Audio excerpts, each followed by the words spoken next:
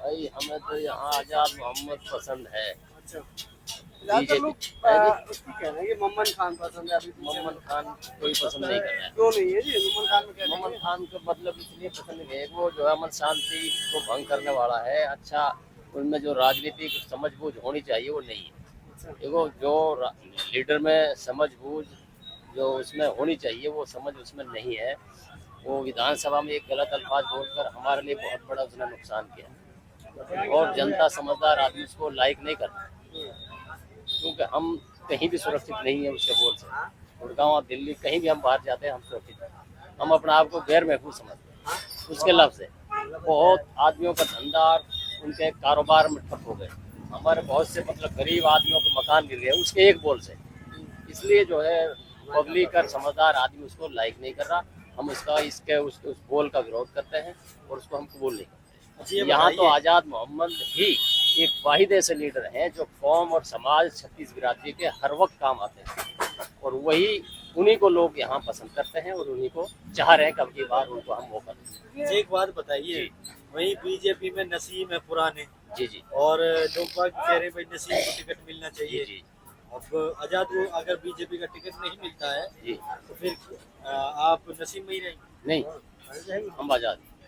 अगर आजाद चुनाव नहीं लड़ेगा तो फिर आज़ाद चुनाव लड़ेगा ना लड़े, हम आज़ाद मोहम्मद के साथ हैं। जहाँ वो कहेंगे वहाँ वोट देंगे, जैसे भी वो कहें। और 100% आज़ाद मोहम्मद को इंशाल्लाह टिकट मिलेगा बीजेपी का, क्योंकि बीजेपी के लिए उसने बहुत काम किया।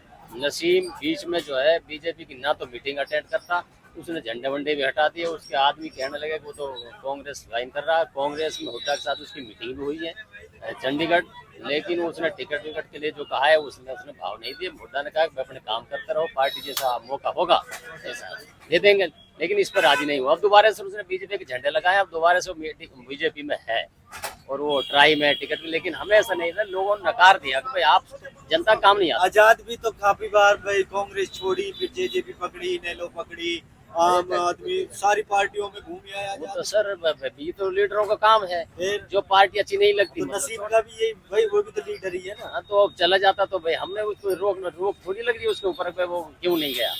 जाए जा सकता है, इख्तियार है उसको।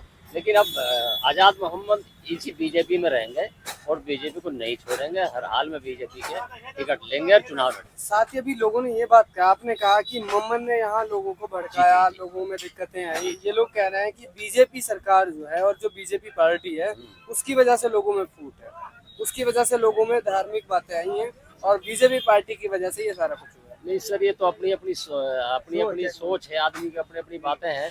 लेकिन हमें बीजेपी अच्छी लगती है।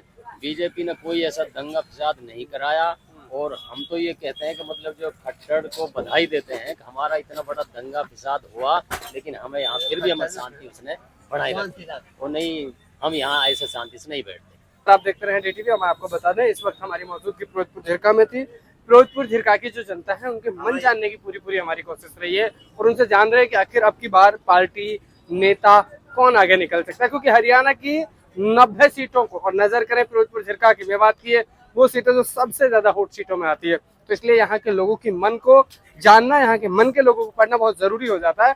तो लोगों ने सब तरह की बातें बताई। कुछ लोगों ने कहा कि हम ममन को सपोर्ट करेंगे क्योंकि बीजेपी पार्टी नफरत फैलाती है, तो कुछ लोगों ने कहा कि ममन की वजह से आज लोग जेल में हैं और ममन की वजह से बहुत ज्यादा दिक्कतें इलाके में आई हैं, बहुत ज्यादा परेशानियां लोगों ने झेली हैं, सिर्फ और सिर्फ ममन के एक भाषण की वजह से, या फिर यूं कहें कि जो राजनीतिक सूझबूझ होनी चाहिए वो उसमें नहीं। इस तरह की बातें लोगों ने की है, वो सारी वीडियो में आपको मिलेंगी, और लगातार हमारे साथ देखते रहे।